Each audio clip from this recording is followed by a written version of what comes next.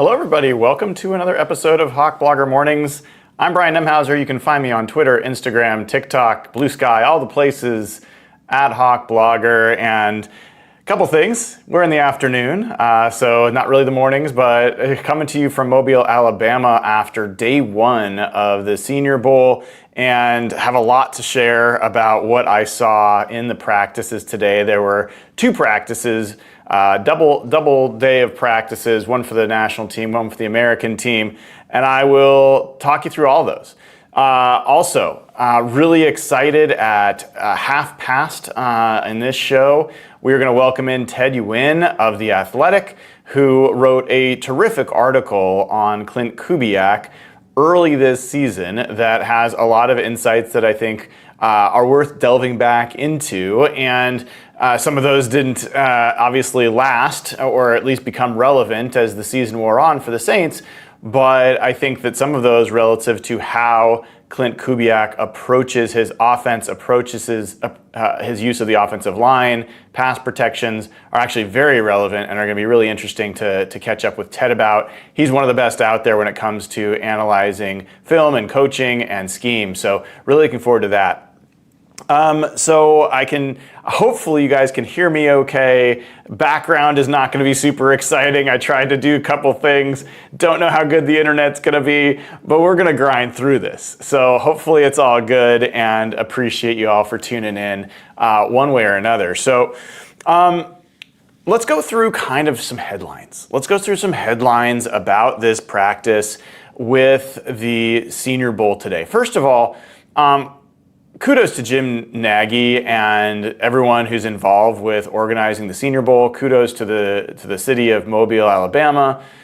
It's really just it's a cool setup. I had no expectations of what Mobile, Alabama was going to be like, and it's a really cool city. Like, honestly, there's kind of like lightweight New Orleans vibes. I'm not saying it's like the French Quarter, but there is a really nice strip of cool restaurants, lighting, lots of bars, lots of outdoor seating, parks, some cool architecture.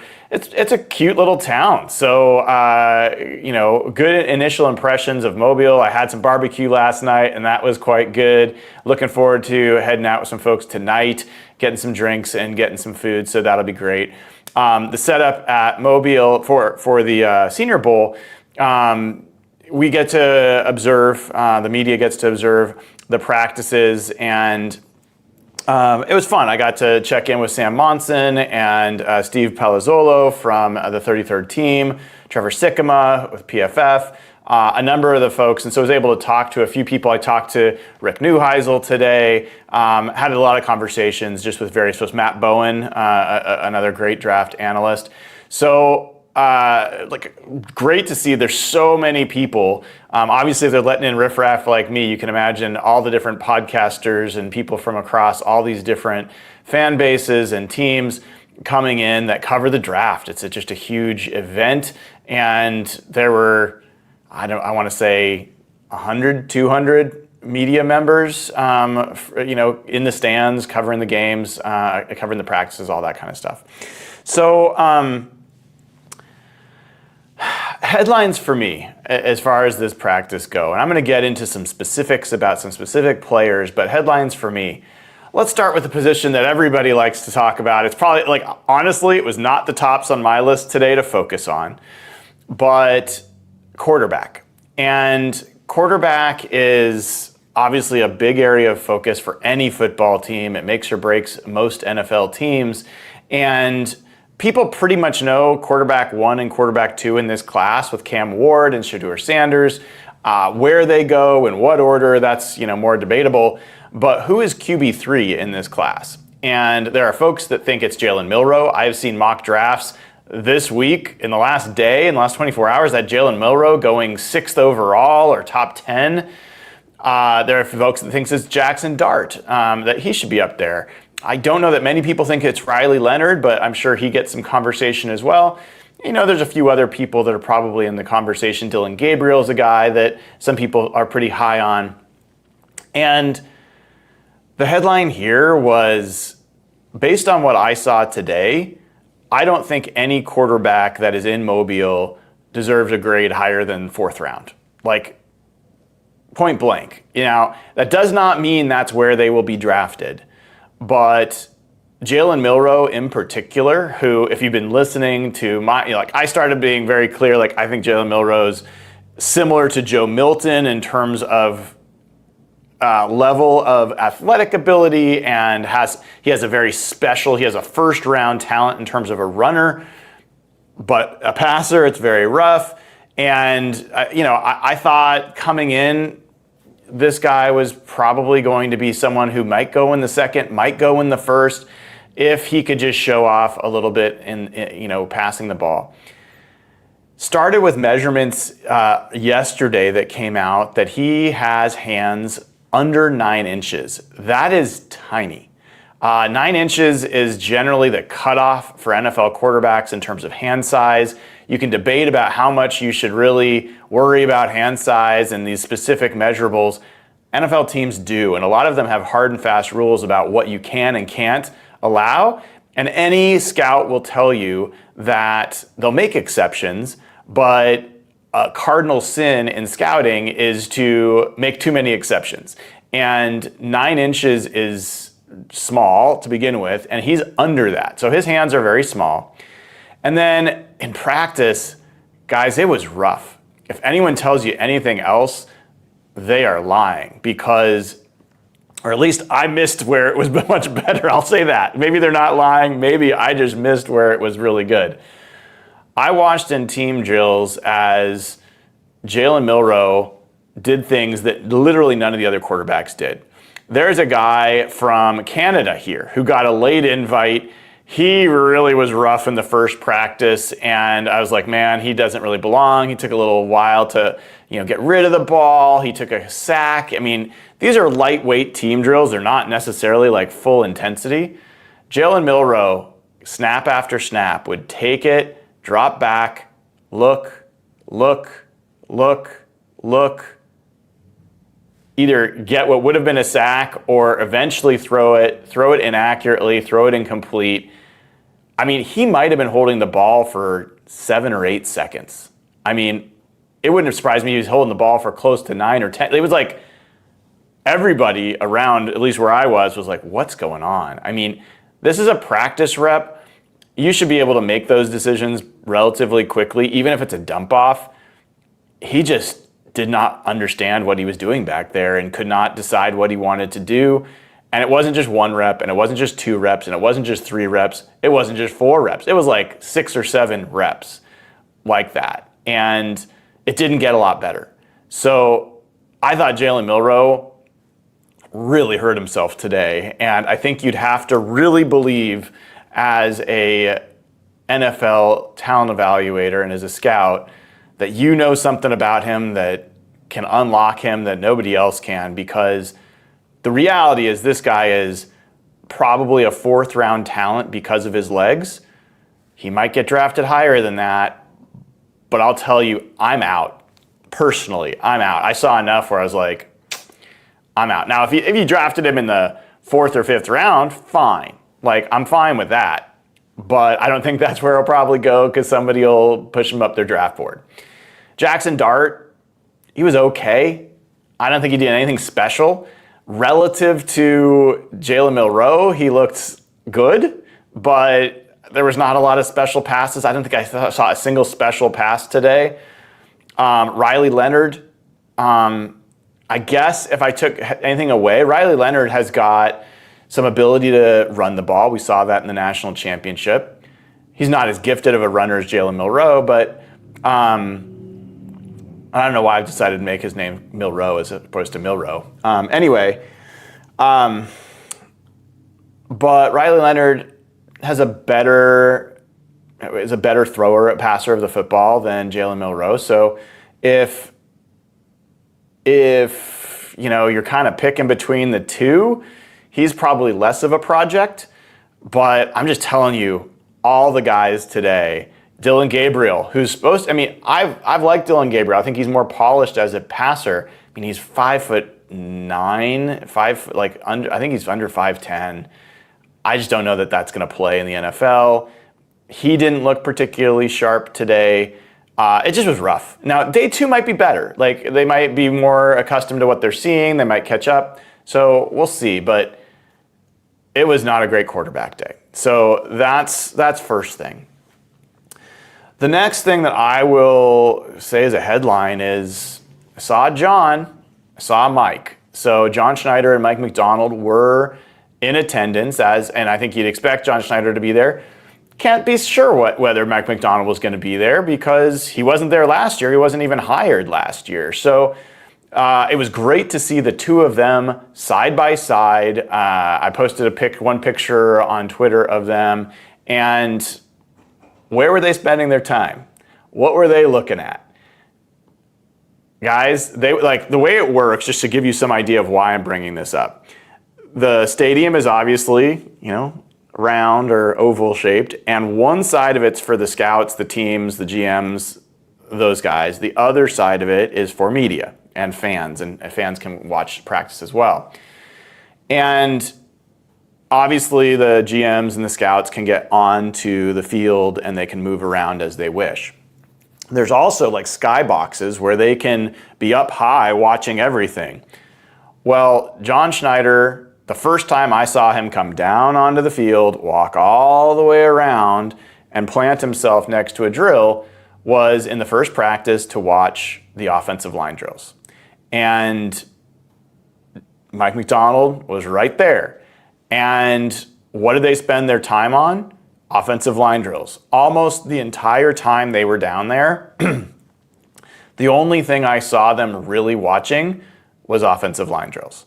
So this was the first practice. I didn't see them in the second practice, and it might just be that I missed them, but I can't say that was the case. But that's where their focus was. And they were talking to different folks. I think Trent Kirshner was there, their a player development guy with John Schneider. But when the offensive linemen moved, they moved.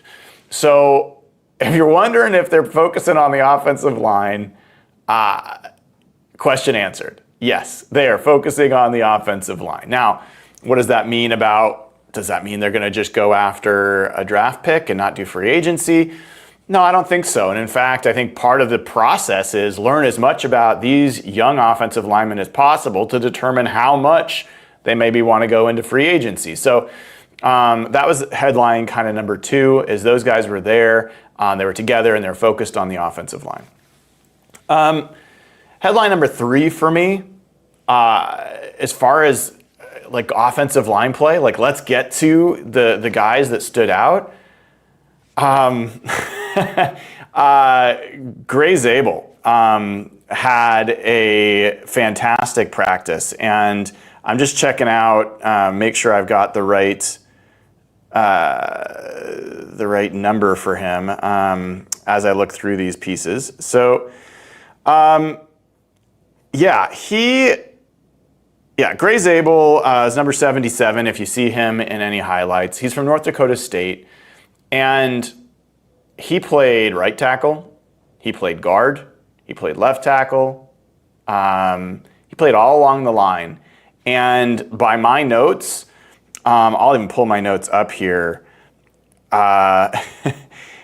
First was a good rep by Zabel, and then 77 wins again, 77 again. Very solid Dominic Pooney vibes is what I wrote. 77 stones 94. Now who's 94? 94 is Ty Robinson. Ty Robinson is a defensive tackle who was getting some good initial pressure and beating some guys, not against Gray Zabel. 77 again. And so I thought he had maybe the best day of anybody between the two practices in terms of how well he played. I thought he played essentially error-free ball in 1v1 drills, and he did it at every position he was put at. This guy's an athlete. He's strong. These guys are like, they can bull rush. They can move around. He was really strong. Now, I'm going to give you a caveat on this. There was a massive difference between the talent on the defensive line in practice number 1, which is when Gray Zabel was practicing, versus practice number 2. So poor offensive lineman in practice number 2 with the national team. Actually, was that the practice number 2 was the American team, excuse me. The defensive line crew for practice number 2, to give you an idea, these are the guys that were in there. Dayon Walker, Walter Nolan, Omarr Noran-Lott, TJ Sanders, Cameron Jackson, I'll talk about him, Shamar Stewart, Jared Ivey. Like, it was a very packed crew in the second practice. So I think the first guys got a little bit of a benefit, but still, I know what I saw with Gray Zabel. I'd love to see. It's a shame. Like, that's one thing I'll probably be looking for in the game if we get to see that kind of thing. Is a little bit of a mixed the national team going against the American team guys, but really, really good practice for Gray Zabel. And by the way, I've not looked at anybody else's evaluation. Someone sent me something that other people seem to agree with me about Gray Zabel, but I wanted to have a pure, personal perspective before I start reading too much of what everyone else thought. The other, if I go through the offensive line, Jonas Savaiinaea, who, as you know, is a guy I'm a big fan of and really interested in what he can look like. His measurements came out yesterday. I think he had 34+ inch arms. He's 336, he's 6'4+, and so he's got all the measurables of a tackle. And they played him exclusively at right tackle. And I'll tell you, I didn't think he did that well. I thought there was one rep in particular, 1v1s. Let me see if I can pull up exactly who did it to him, if I can find it.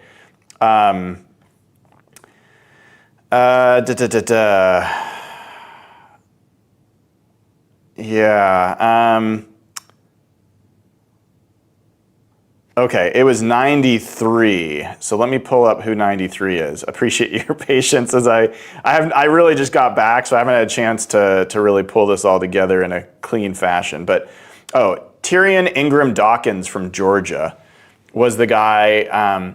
He got under Jonah Savaiinaea's pads in 1v1 and just gave him a ride. Like, Savaiinaea, 336, just kind of moved back 5 yards, and I think his feet might have even left the ground. He's a little high. Like, I think his pad level is a little high, and I don't see a tackle in him. I think his measurements might be that, but I think he's a guard only. And now we'll find out if they give him some reps tomorrow at guard. We'll see, maybe he'll get some feedback that he should take some reps at guard. I thought it was a rough day for him at right tackle. Other guys on the offensive line. One guy that stood out to me, and this was in the second practice, Miles Frazier. So this is not a guy I had spent time watching earlier, but he got my attention in this one. So let me make sure I pull this up. Yeah, so number 70 from LSU, and big guy. I think he could probably play tackle, but he played right guard most of the time when I saw him, and he did a heck of a job. I thought he had maybe the second best practice in terms of what I was expecting. I liked what I saw. I'm going to have to look more at him and watch more of his film. But I also talked to him a little bit after practice. His favorite type of blocking scheme is gap. He talked about that's one of the things he really loves. He had some really nice things to say about Nussmeier, the quarterback there, thinks that he's going to be the best quarterback to come out. Not this year, but next year. But he loves gap. He's a powerful guy. He held up really well in 1v1s. So Miles Frazier's a name I didn't really know before or pay a lot of attention to. I'm going to pay more attention to him now. I did not see a lot of Armand Membou, and my eyes might have just missed it. So it wasn't that maybe that he wasn't there, but I just didn't see. So I don't have a lot to say there. The other guy, offensive line-wise, that caught my attention, not in a great way, Ariante Ursary. I'm telling you right now, that guy gives me strong Jermaine Ifedi vibes. He was beaten like a drum a number of times. I think his hands and his feet are not moving in unison. I don't think there's a lot of coordination in that, and I thought he was too easily gotten off balance. I think he plays a little high, and so, I mean, I just immediately was like, gosh, he looks like Germain Ifedi, and I'm kind of out on him. So I think there's gonna be some people that think differently. He's clearly huge, and I think he's got talent, but that's not a guy I want to see the Seahawks picking in the top 2 rounds based on what I saw today. I saw enough that I was like, there'd have to be quite a massive leap in how he's playing for me to feel excited about Ursary going to the Seahawks. So another guy I'll bring up here that I think a lot of people are excited about, and according to Jim Nagy, was the reason he showed up is because he wants to be considered tackle number 1 in this draft class, and that's Josh Connerly Jr. from Oregon. I didn't think he played that well. I'll be honest. I also think he really looks like he's a little light. He measured out okay, but I don't think I see guard in him. I didn't think he had great reps at left tackle. I saw him get beat a couple times, so I didn't think it was a great practice for him. One guy that I thought did okay was Jonah Monheim, the USC center. Don't know if the Seahawks are going to be looking at center, but I thought he had a number of really rugged reps, and being able to hold up to some bull rushes inside.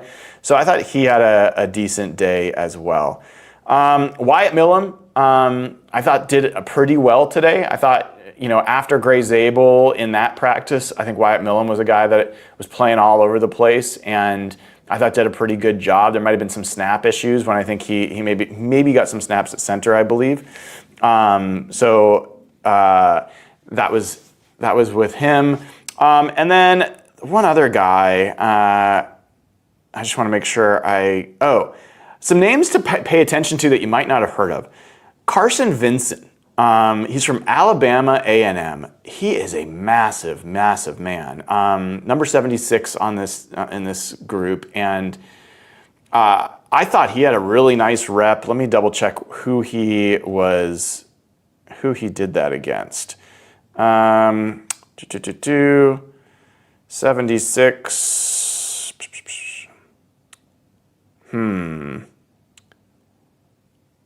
I just have good rep. I don't have who he's going against, but he's playing left tackle, and I thought had a pretty good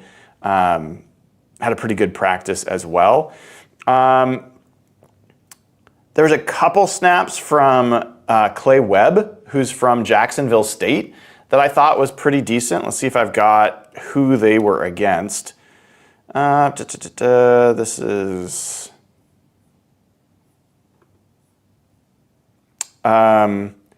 So he held up against Dayon Walker in one of his reps that I thought was pretty good. This was at right tackle, I believe. It might have been, I think it was right tackle. Yes, I think it was. So that was kind of the offensive line. The other piece that I'd get to here as far as takeaways, there's some really intriguing defensive linemen. I thought the guy that maybe had like the best day overall, Omarr Noran-Lott from Tennessee. That guy is a cannonball. Quick off the line, really plays like he's low to the ground, and I think he's only 6'1", but he's strong, he's fast, he's lightning quick. Really gets under people's pads, can go around people, can go through people. I thought he had a great practice. Shamar Stewart, I think he's going to get a lot of praise because that guy does not look 280, 290, whatever he is. He looks lighter than that, and he moves. Like, he is so quick off the ball, great athlete, and I've got a bunch of video of all this stuff. Obviously, I haven't had a chance to edit it yet and get it up for patrons and for YouTube members, but I will do that. Might not happen until after I get back. So we'll just see. My time is tight here. I've got a lot of people I'm trying to meet with, but I got a bunch of defensive line drills that you'll be able to see for yourself and make your own impression of that. So Omarr Noran-Lott was great. I thought TJ Sanders had a really nice practice as well. A name that you might not know that maybe benefited from a lighter group, like not weight-wise, but like not as packed of a group in the defensive line. This was in the first practice, was Jamari Caldwell from University of Oregon. So Derek Harmon's getting a lot of hype as an interior pass rusher from Oregon. I honestly hadn't spent any time on Caldwell. He is a huge man and nose tackle build, and he just fired off the ball. Like, he bull rushed the heck out of a number of guys in the first practice and got a little bit out over his feet, fell down one time because he was like jumping out too much. I talked to him, I interviewed him after practice and talked that the teams have asked him to really like show some of his pass rush ability, and so that's what he really came out here to prove. And I think he made himself some money in that first practice. He brought it consistently. He moved well. He's a big man. So I thought Jamari Caldwell is a name to pay attention to. I know that people are going to be curious about Mike Green. Mike Green's small. He is small, but he did himself well. I think he had a number of good reps. He could win. He had, I think, that some of the most variation in his pass rush moves. I saw him win to the inside, from the edge, swimming to the inside better than most. Almost everybody was trying to run the hoop around the outside of the tackles. I thought he had a good practice. I don't think it was like, oh my God, this guy is Von Miller, but he did himself well. He didn't look like the competition was too much for him at all, which is a big question with him jumping up for Marshall. So I thought he did well. Donovan Ezeraku, another edge rusher, had a couple nice rushes. Liked his practice. And then in the second practice, another guy that I would bring up, Cameron Jackson, big number 99 from Florida. He and Samari Caldwell, like, they are similar. Jamari Caldwell, not Samari. Jamari Caldwell. And Cameron Jackson, kind of similar, just massive, massive men. And I think Cameron Jackson got a little bit of a benefit because he got to go up against little itty bitty, where is he on this list? They don't even have him listed. Oh yeah, Willie Lampkin from North Carolina, weighs 270 pounds.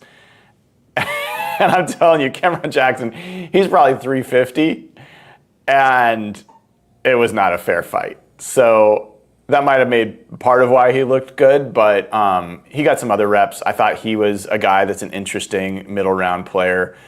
Walter Nolan, not sure, like, he's so small. I know he's like 293, 295, something like that. He just looks lighter than that. He looks like a linebacker. And he can corner though. Like, he's running the hoop on some of these drills, and I was really impressed with his agility and his ability to move. He had a decent practice. I think got the attention of some of the coaches.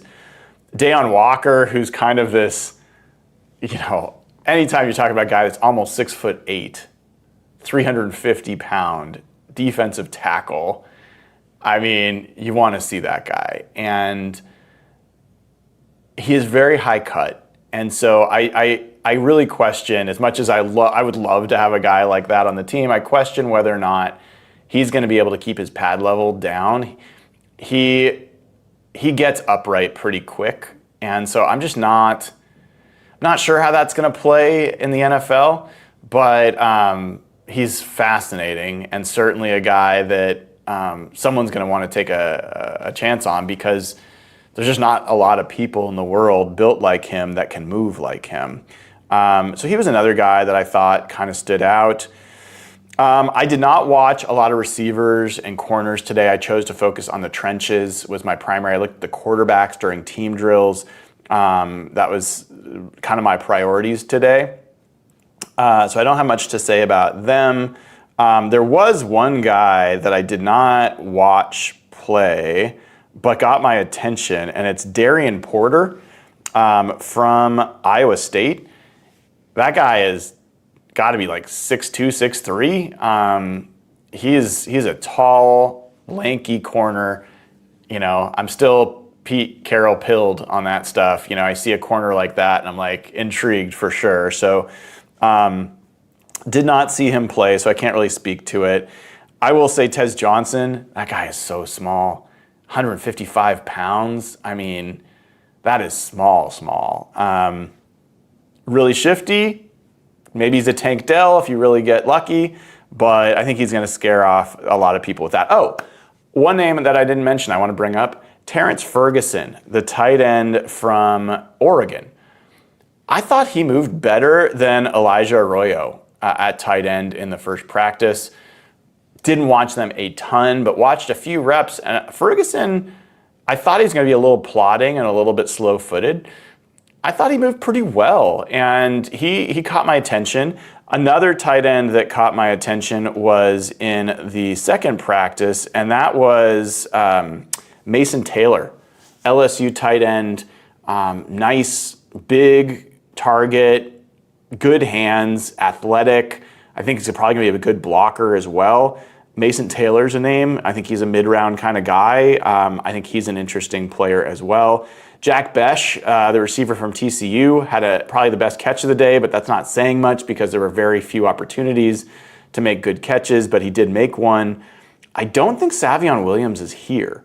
I don't think Carson Schwestender is here. So there's a few guys that were supposed to be on the roster that didn't show. A lot of times that can be that they got word from their agent that they don't need to be there, that they should just focus on the combine, that maybe their draft stock is good enough that they don't need to show up here. But I didn't see Savion Williams today, so I was a little disappointed. I was looking forward to seeing how he looked out there. Otherwise, I think that those are the guys. Oh, one other guy I'll highlight, R.J. Oben, an edge player from Notre Dame.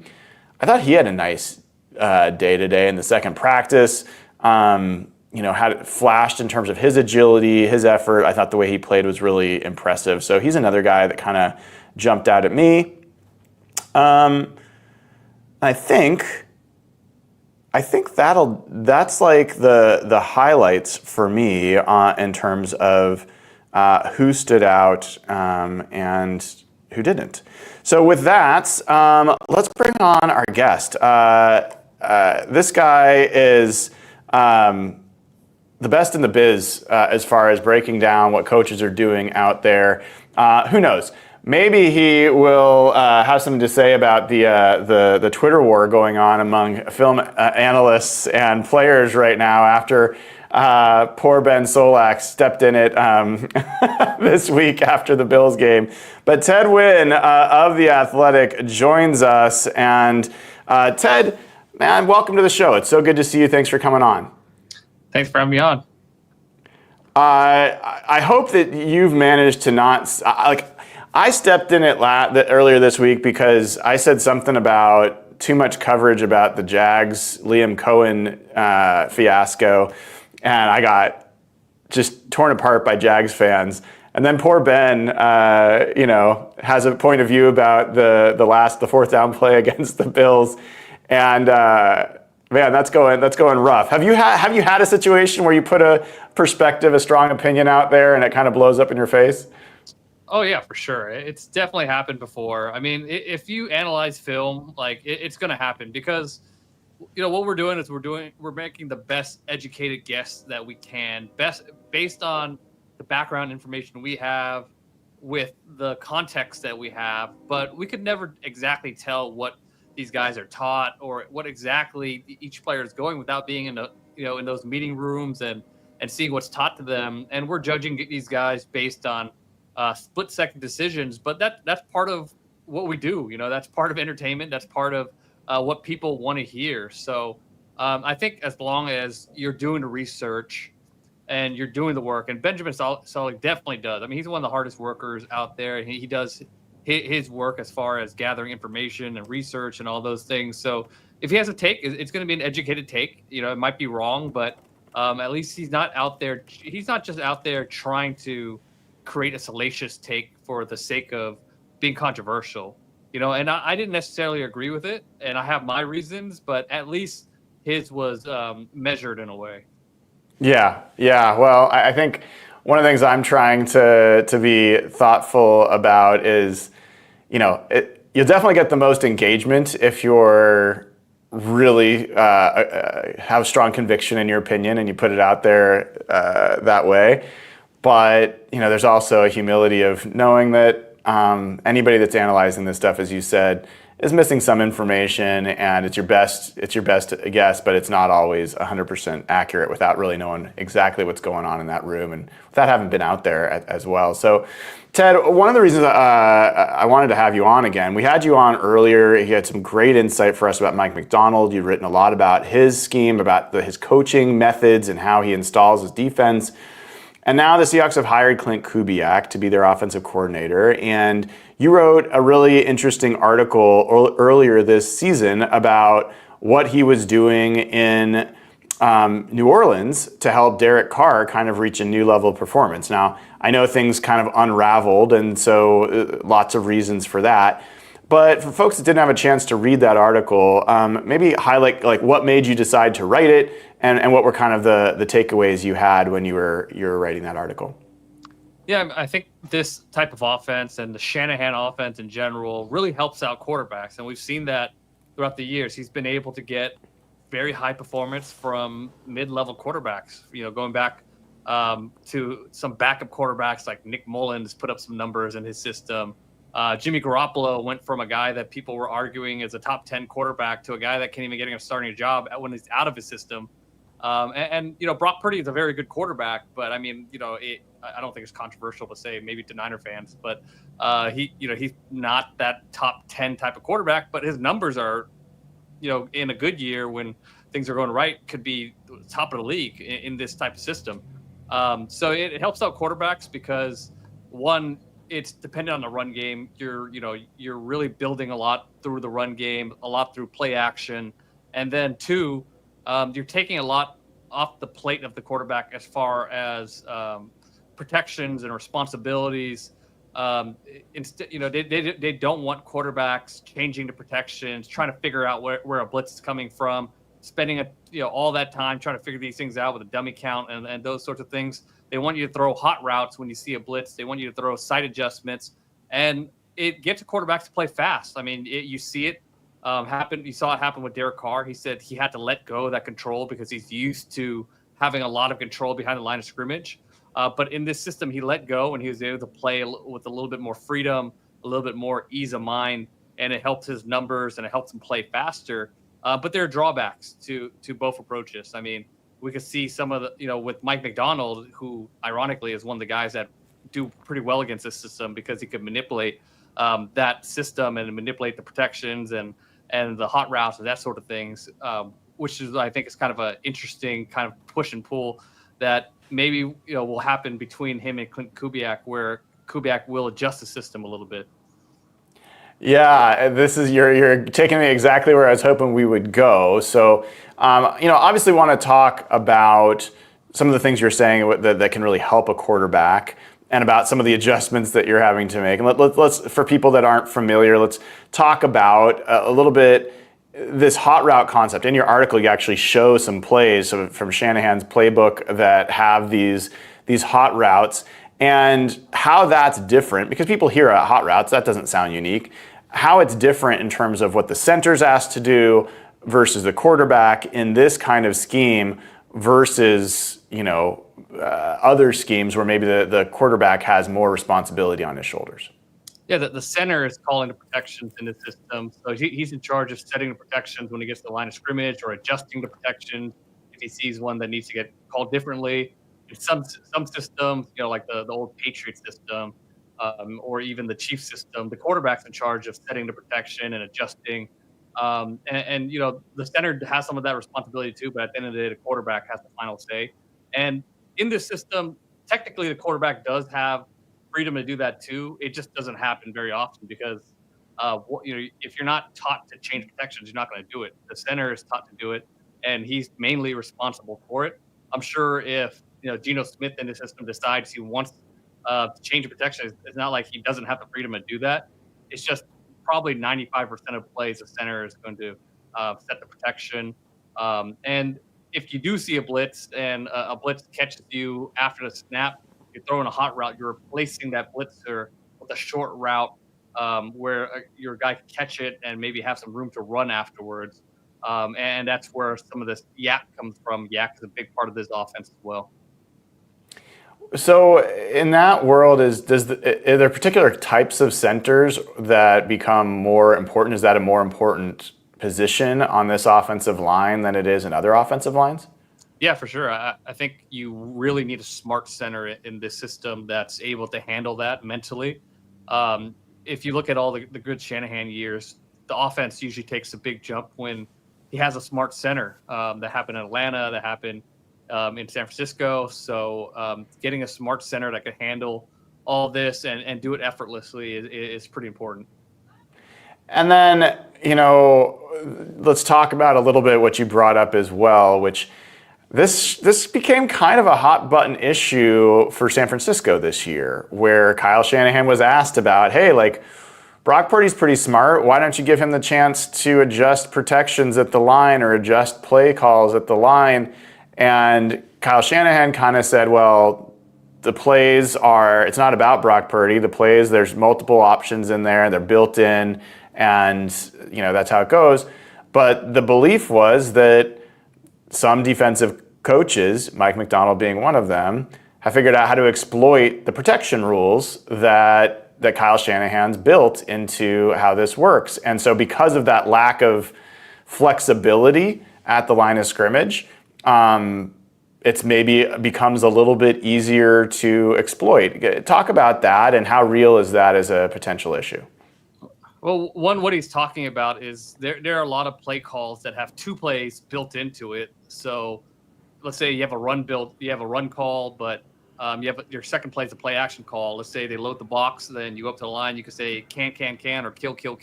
You kill the first play, and then you get into the second play. So it's not like an audibling system where you could just draw from the playbook and take wherever you want, like in Madden. You have two plays built in, and if a defense shows itself that you don't like, you kill the first play and you get to the second play, which is a little bit more advantageous. And as far as the protection rules, these issues come up seldomly. They come up maybe three times at most during a game, two times at most during a game, where the defense can catch you. But the problem is for the Niners, some of those plays were happening in very crucial situations, like late in a Super Bowl or late in that Tampa Bay game where they manipulate you into throwing hot short of the sticks on 3rd and 6. You get tackled 2 yards behind the line of scrimmage, and then you have to kick a field goal. So those issues come up, but they are rare. Kyle Shanahan does, he admits those issues come up, but they're rare, and he thinks that the positive that the system brings outweighs the negatives. But technically, Brock Purdy does have the freedom to change these things and change protections. But again, it's not going to happen unless you're coaching your guy to do it, and kind of emphasizing, technically, I have the freedom to, I don't know, I have the freedom to take over this podcast if I wanted to, right? And host it and ask you questions, but I'm not going to do that. That would be such an upgrade, Ted. Everyone would be so excited. Yeah. So, go ahead. Yeah, understood. So then, this kind of protection approach is something that's not just a Kyle Shanahan thing. You wrote about the Gary Kubiak, also, this comes from Gary Kubiak, right? Yeah. So this is a Kubiak thing as much, if more so than a Shanahan thing. And as like one of the things we've also noticed about the 49ers, using them as a more recent like solidified example, is year after year, analysts look at the talent on the 49ers offensive line and they say, well, there's Trent Williams, who's amazing. And then they're like, these other guys, there's real potential weakness there. You could exploit these guys. And then year after year, they end up being pretty good in protection because Shanahan seems to find a way to elevate these offensive linemen. Talk about like what that is. Like, how does that happen that Shanahan and Kubiak kind of seem to get more out of offensive linemen than maybe their talent level would indicate? Yeah, I think their philosophy is we're really going to invest in the skill players and have great skill players. And we're going to coach up the offensive line, and we're going to find ways to scheme around offensive line weaknesses. And it worked for the most part. I mean, look at the Niners' success. They've been in 2 Super Bowls. They one of the most successful teams in the league offensively in a 5-year time period, or maybe a little longer than that. So there is credence to it. Sometimes it does rear its ugly head when you do have to hold on to the ball a little longer, and those guys can't hold up in pass protection. But they're looking for run blockers. They're looking for guys that could open up some of those holes and execute the outside zone scheme. And you saw when the Saints offensive line was healthy, none of those guys are really known as great pass blockers. Well, maybe 1 or 2, but those guys are more known for run blocking, and they had success doing it because they want you to be able to execute outside zone. And when they do pass, it's going to be quick passing. You're going to get rid of the ball. You're not getting into 7-step drops and really holding onto the ball that long. And when you run play action, you're going to have a 7-man pass pro. So you're going to have some help from tight ends and running backs, and those defensive linemen are get held at the line of scrimmage because they're watching out for run, or you're booting outside. So all those type of plays help the offensive line out. So when we're talking to Ted Nguyen of The Athletic, I've been talking to you now for probably 15 minutes, and I haven't just asked you, what do you think about Klint Kubiak as an offensive coordinator? I like what he did with the Saints. I mean, it's you have a lot of guys that want to replicate this system, and some do it successfully, some don't. But he did a really good job of installing this offense quickly with the Saints. And when you watched them play, they played fast. Those guys were getting to the second level outside zone. Derek Carr was going bombs away, throwing to Olave and Shaheed, and they figured out very defined roles for their receivers, and I thought it fit them pretty well. So I thought he was able to find the strengths and weaknesses of his guys, play to their strengths, and installed that offense quickly. So that's what I was impressed with. How do you think he's going to be different than Ryan Grubb was last year for the Seahawks? Definitely a lot more under center, a lot more 2-back runs. You're going to have to find a fullback. I kind of joked DK Metcalf is going to get moved to fullback when he got hired, but that's not going to happen. But you're going to have to find a fullback at some point, whether it's a position change or you're going to go out and sign or draft a fullback. So, yeah, a lot more under center runs. It's going to be a much more pro-style type of offense. Ryan Grubb, ton of shotgun, and he kind of fell into the traps that a lot of college to NFL guys fell into, as far as just kind of being siloed and just kind of not that diverse when it came to personnel usage, formation usage, and those sort of things. And Kubiak's going to do those things very well, in my opinion. Klint Kubiak's been an OC multiple times, but never been OC for more than 1 season. And it's kind of interesting, like just last year before he got this job with the Saints, there was people interested in him as a head coach potentially. Where do you think, like what kind of ceiling does he have? Is this a guy that can be a top shelf coordinator? Do you see that potential in him? Or is he more one of those, like, he'll be a solid, like for the Seahawks fans, they'll think about Darrell Bevell, They got to the Super Bowl, they won a Super Bowl. Darrell Bevell's not known as like an offensive genius, but he had a lot of top 5 offenses in his time. So how do you kind of categorize Klint Kubiak's ceiling as an OC? That's hard to say. I think initially when he installed his offense and got the Saints rolling, I was pretty excited about his future, but unfortunately, a ton of injuries hit. Derek Carr was hurt for most of the season, so they didn't get to build on the basics. But I like that he got the basics installed, and they were running them very well. But I'm curious to see how the second level of the offense looks like. How does he build on the basics, and how does he make this offense a little bit more unique? Because he was able to install, the day 1, day 2, day 3 stuff very well. But I want to see how he adjusts and how he really layers his offense, and we didn't get a chance to see that quite yet. So I think the baseline is pretty high, but I'm curious to see how far he can take this offense, and I can't really give you an answer because we didn't get a chance to see it yet. Yeah, we're all curious about that. Ted, obviously he's done this with different teams multiple times. He's going to do it with a different team a third time, maybe a fourth time, I guess, depending on how you want to consider it. What do you think? You talked about the fullback. Are there how do you think this fits the Seahawks personnel? Are there guys where you look at it and you're like, this is going to help them a lot, or there's other guys you're like, I don't know how this is going to work for this guy? No, I think they'll probably be a little bit more 3 receiver set than a usual Kubiak and Shanahan offense, because that's the strength of their offense. I could see Metcalf being great on those crossing routes. He could take the top off the offense with running those deep posts. JSN is going to be awesome on those choice concepts that they love. Feint. I think Feint will probably have a little bit of a tougher time, because you really need a dominating run blocker at tight end in this offense. You can't just be kind of that flex tight end in this offense and survive. I mean, you look at what happened in Miami when Mike Macdonald got there. Mike Gesicki pretty much got phased out of that offense pretty quickly, and Durham Smythe became the starting tight end because he was much better blocker, even though he was much less of a threat as a receiver. That's one of the things we've been curious about. So that's an interesting insight there. What about for Geno Smith? Do you have a point of view on under center, a lot of play action? He's been pretty good at those things in the past. Anything that stands out one way or the other for you on that? I think he ran kind of a similar system when blanking on his name right now. The last offensive coordinator, Shane Waldron. Yeah, Waldron was there.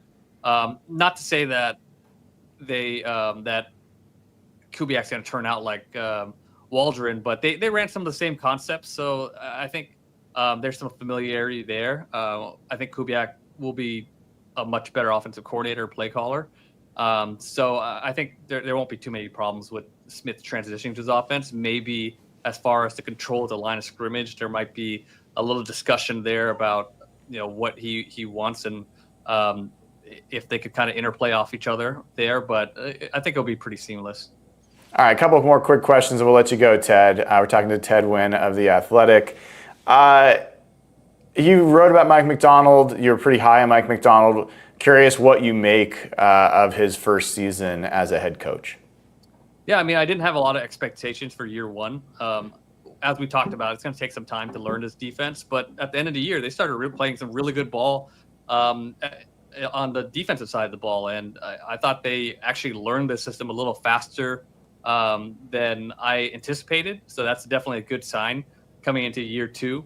And sometimes you hold on to mistakes a little longer, but he saw that Ryan Grubb wasn't working. I was curious to see how Ryan Grubb was going to do in the league, but he cut bait pretty quickly and he moved on. I think that's a good sign for a coach who's not trying to make something work that might not be able to work out in the league.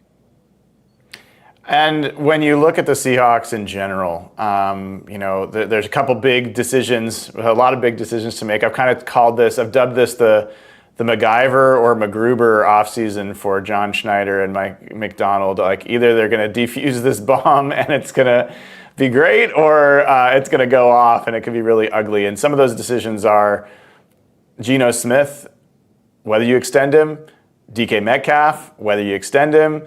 Do you have a point of view on what the Seahawks should do in either of those situations? I think Geno Smith is a really good quarterback who had to dealt with a ton of pressure and played really well under pressure. So I really feel like he could put up Baker Mayfield like numbers from this year if he has the right protection in the right system. So I'm very high on Geno Smith. I think the Seahawks would be making a mistake if they moved on from him. I know he's older. I think is he 35 now?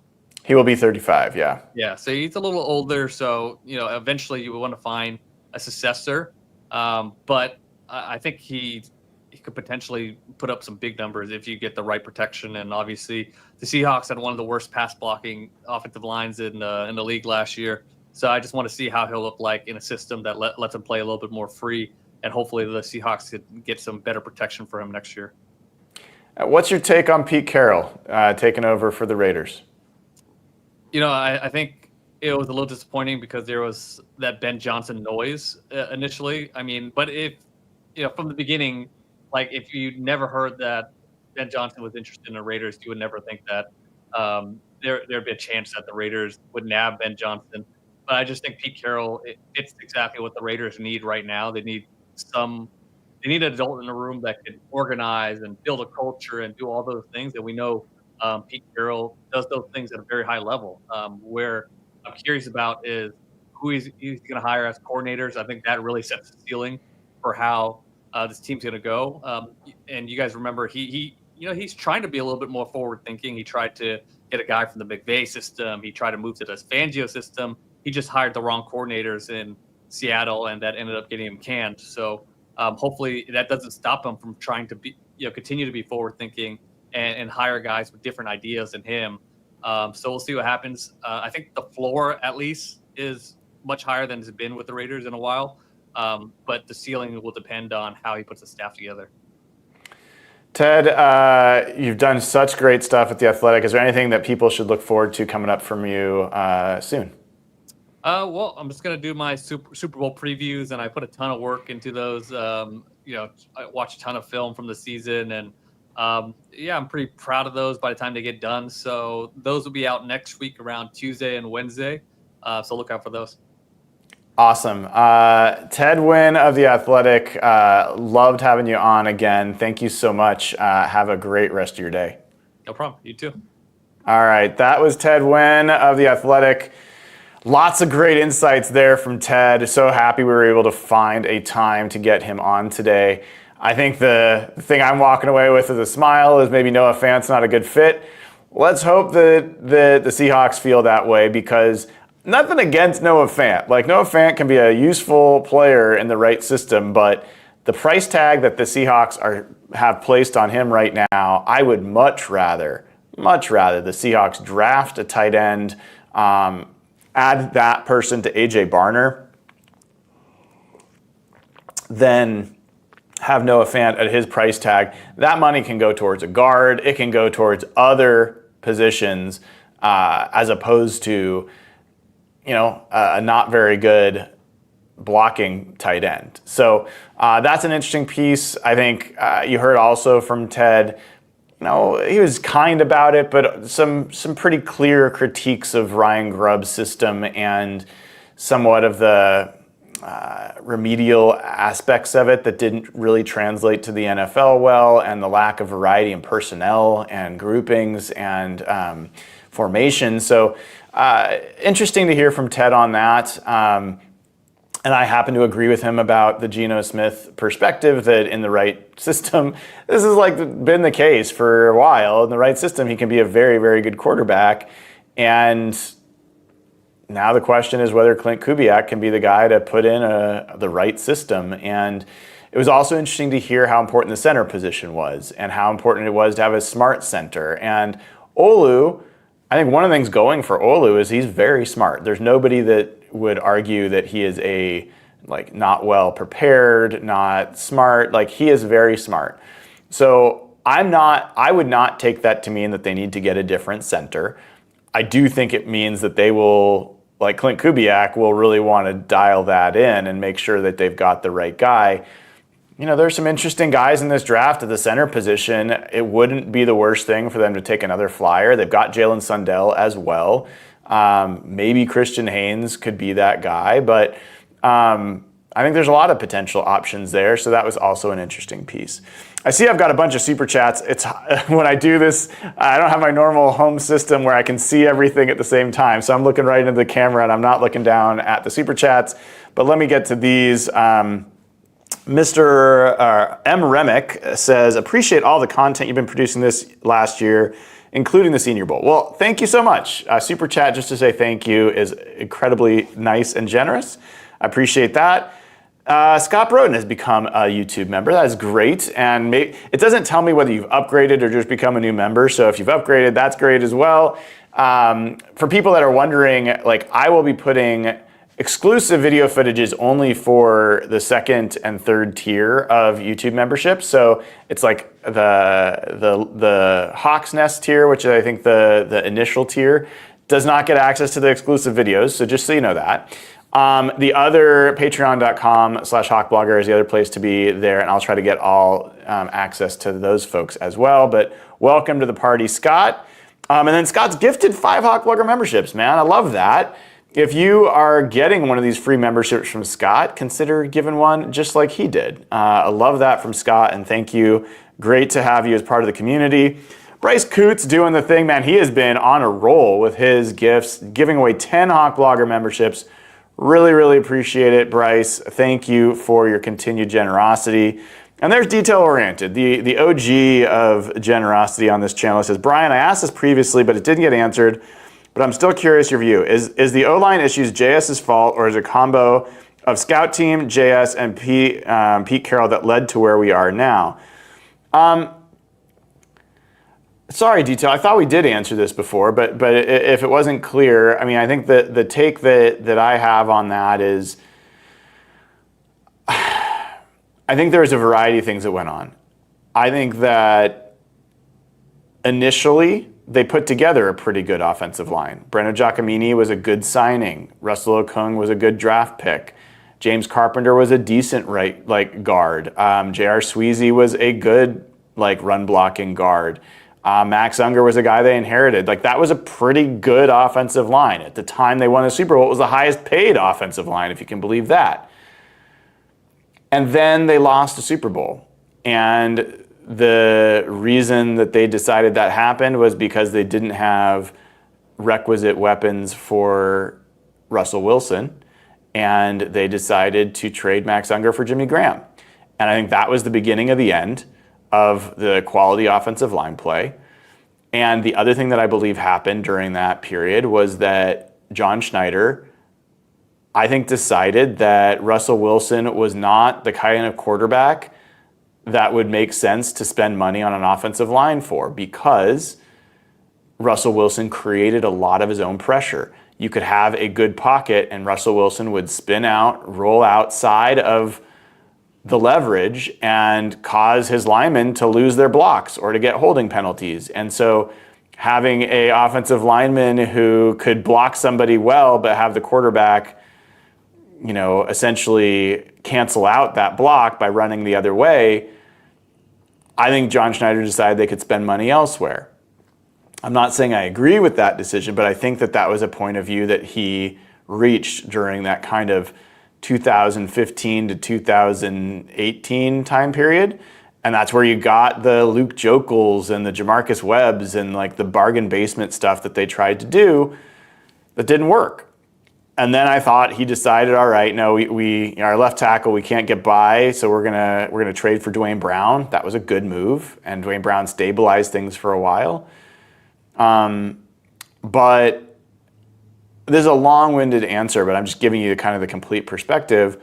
I think that Tom Cable contributed because Tom Cable became the guy who thought that he could transition any player from any position to become an offensive lineman. So everybody was a project. And I don't think that everybody's a J.R. Sweezy. Not everybody works out. Not everybody's a George Fant who can really go from a basketball player to a successful offensive lineman. So I think there's a number of people that contributed to that issue. And then also, I think John Schneider has struggled, whether it's him or his staff, at scouting the best linemen. And just even this past year, personally, I had Dominic Pooney ahead of Christian Haynes. That doesn't mean I'm a better scout than John Schneider, because I can guarantee you I'm not. But if they had made that move, we'd be having a very different conversation right now. Maybe if they had drafted Christian Mahogany instead of drafting DJ James or some of these other things, maybe we'd be having a very different conversation right now. And so some of the decisions they've made, Laken Tomlinson, I don't count that as a bad evaluation. I think that they just kind of thought they could get away with, that the difference between Laken Tomlinson at $1.5 million versus Damian Lewis at $16 million a year or whatever it was. I think John Schneider felt like that was a better roster building approach. Personally, I'm alone on this. I agree with him. I would have rather had Laken Tomlinson at his contract than Damian Lewis at his. I know you're all going to freak, but to me, that's the same thing I hear about people who wanted DJ Reed at the contract that he got. Roster construction means you can't have the top paid at every position. And if you're going to have someone who's highly paid, a top 5 paid player, top 10 paid player at the position, they better be a difference maker. And Damian Lewis to me is not. So I still don't feel like the Seahawks should have signed him. I am fine with that decision, but I don't believe that they did a good job of who they decided to bring in. It wasn't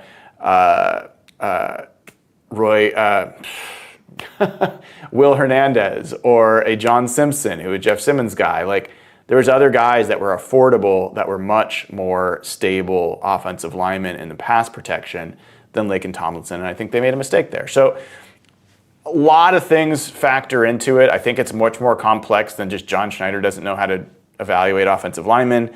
I think that John Schneider's actually done reasonably well with tackles. Abe Lucas, Charles Cross, Russell Okung, Breno Giacomini, Dwayne Brown. He's done a decent job. George Fant.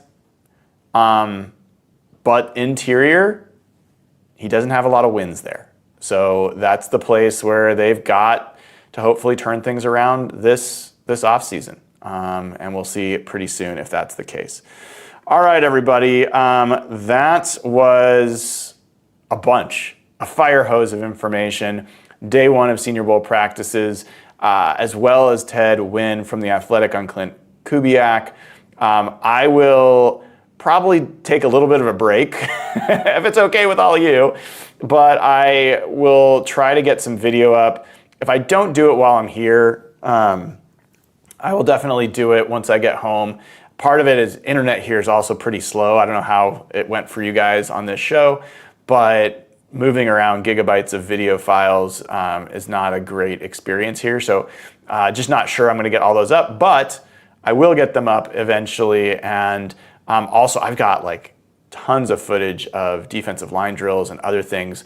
We'll be able to watch some of that stuff together. Looking forward to doing that with all of you. So some good stuff coming up. I will be back with you all tomorrow, and not exactly sure what time. Tomorrow, I've got to actually drive back to Dallas-Fort Worth after the practice ends. And so I've got to find a different time, the right time to actually do this show.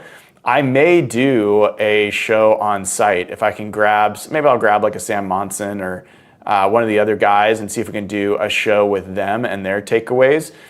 So keep an eye out for that. I may be on with Brock and Salk at some point this week. Timing-wise is not working out so far, but we'll try to see if we can figure that out. So keep an eye out for that, or an ear out for that as well. Appreciate all of you. Have a great rest of your day. If you haven't given the show a like and click subscribe, please do. I'd greatly appreciate it. Until I see you next, have a great rest of your day.